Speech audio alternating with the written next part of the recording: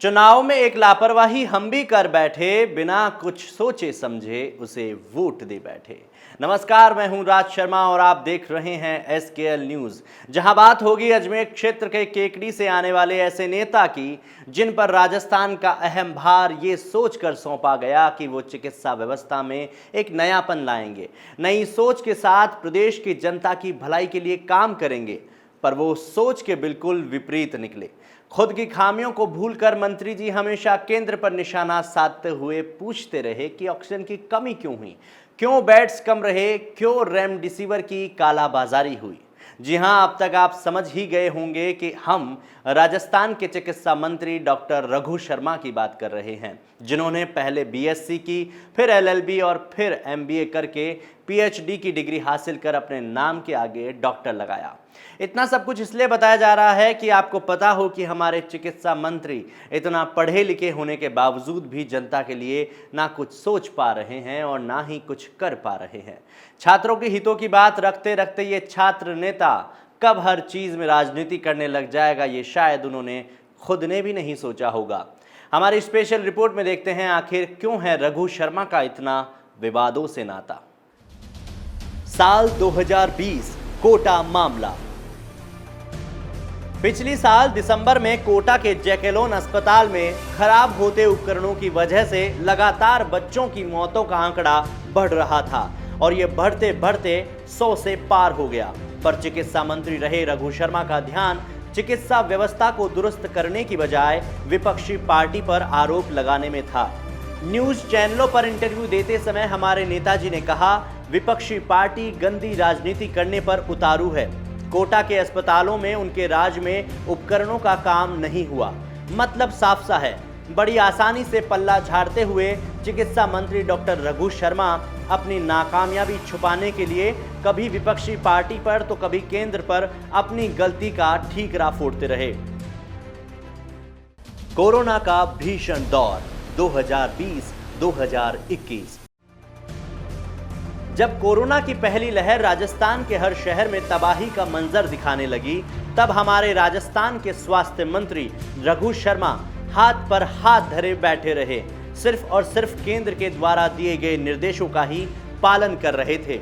इस बार जब प्रधानमंत्री ने राज्य सरकारों को कोरोना की दूसरी लहर से लड़ने की जिम्मेदारी दी, उस समय राजस्थान में कोरोना की दूसरी लहर के चलते कोरोना एक्टिव केस बढ़ने लगे।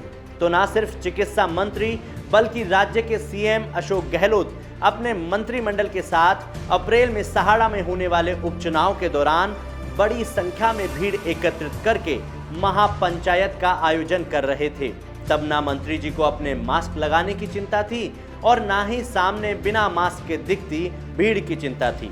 वैसे आपको बता दूं, मंत्री जी सोशल मीडिया पर कोरोना के प्रति लगातार जनता को अवगत करा रहे थे, पर उपचुनावों के दौरान चाहे रैली हो या कार्यकर्ताओं से मुलाकात, तब कोरोना गाइडलाइन का पालन करना भूल गए और खुद गजनी बन गए। सलमान के बॉडीगार्ड के साथ मीटिंग का मामला। सहाड़ा उपचुनाव वो आखिरी वक्त था जब हमारे नेता रघु शर्मा अपनी जनता को दिखाई दिए थे। उसके बाद ऐसे गायब हुए जैसे शक्तिमान अपनी शक्तियों से हवा में घूमकर गायब हो जाता था। जब कोरोना की वजह से चिकित्सा व्यवस्था चरमरा रही थी, लोगों को ऑक्सीजन नहीं मिल पा रही थी, रेमडेसिविर इंजेक्शन की कालाबाजारी हो रही थी, जनता अपने परिजनों को कोरोना से तड़प तड़प कर दम तोड़ते हुए दिख रही थी, तब भी मंत्री जी नहीं दिखाई दिए। एक प्रतिष्ठित अखबार ने तो रघु शर्मा की गुमशुदा होने की खबर छापकर कटाक्ष भी किया था कि रघु शर्मा जी अब तो दर्शन दो। पर मंत्री जी उस वक्त चिकित्सा व्यवस्था के बिगड़ते ढांचे को संभालने की बजाय, अफसरों को लताड़ने की बजाय बॉक्स ऑफिस पर राज करने वाले सलमान खान के बॉडीगार्ड शेरा के साथ मीटिंग कर रहे थे। अब मंत्री जी के लिए मीटिंग इतनी महत्वपूर्ण थी या जिसके साथ हो रही थी, शायद वो मंत्री जी की जिम्मेदारी से भी बड़ा था, जिसकी तस्वीरें रघु शर्मा ने अपने सोशल मीडिया पर पोस्ट की, जबकि उस वक्त यहां प्रदेश का श्वसन तंत्र अपनी अंतिम सांसें गिन रहा था। डस्टबिन में वैक्सीन मिलने का मामला। राजस्थान प्रदेश के एक प्रतिष्ठित अखबार में खबर छपती है जिसमें लिखा होता है, 8 जिलों के 35 वैक्सीनेशन सेंटरों के कचरे में वैक्सीन की मिली 500 वॉइल, जिनमें 2500 से भी ज्यादा डोज मौजूद। इनमें बाकायदा बैच नंबर और लगाने की तारीख तक दर्ज है। इस पर चिकित्सा मंत्री डॉक्टर रघु शर्मा से सवाल पूछे जाते हैं तो सोशल मीडिया पर आकर उन्होंने कहा, डस्टबिन में वैक्सीन मिलने की खबर पूरी तरह तथ्यों से परे और भ्रामक है।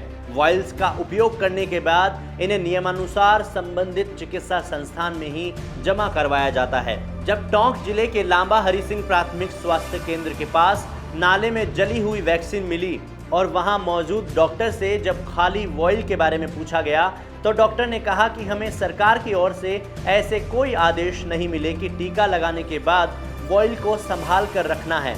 अब ऐसे में जनता समझ नहीं पाई कि कौन सच बोल रहा है और कौन झूठ। विपक्ष ने इस घटना पर सरकार को आड़े हाथ लिया, पर कचरे में रखी वैक्सीन की जांच करके सिस्टम के सुराख बंद करने की बजाय स्वास्थ्य मंत्री खबर प्रकाशित करने वाले पत्रकार को ही झूठा बताने लग गए। राजस्थान की जनता, जिन्होंने रघु शर्मा को अपनी पलकों पर बिठाकर राजगद्दी सौंपी और उसी जनता के विश्वास के साथ रघु शर्मा ने धोखा किया। राज्य की चिरंजीवी योजना तब लागू की जब जनता ने अपने परिजनों को खोया। कालाबाजारी पर संज्ञान तब लिया जब जनता आर्थिक रूप से कमजोर हो चली थी। कोरोना की दूसरी लहर से एक्सपर्ट्स के अवगत कराने के बावजूद ऑक्सीजन प्लांट नहीं लगवाए गए। जनता के प्रति अपनी जिम्मेदारी नहीं निभाई और केंद्र पर हमेशा अपनी गलतियों का ढिंढोरा फोड़ा। पर अब राजस्थान की जनता को जवाब चाहिए कि आखिर क्यों राजस्थान का चिकित्सा मंत्रालय इतना कमजोर है, क्यों मंत्री जी अपनी जिम्मेदारी सही तरीके से नहीं निभाते हैं, आखिर क्यों?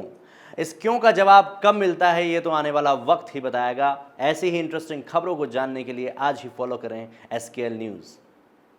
पल पल बदलती दुनिया की खबरों की जानकारी के लिए आज ही SKL न्यूज़ को सब्सक्राइब करें। हर अपडेट से जुड़ने के लिए बेल आइकन को दबाएं और SKL न्यूज़ के वीडियो को लाइक करें, शेयर करके सभी तक पहुंचाएं।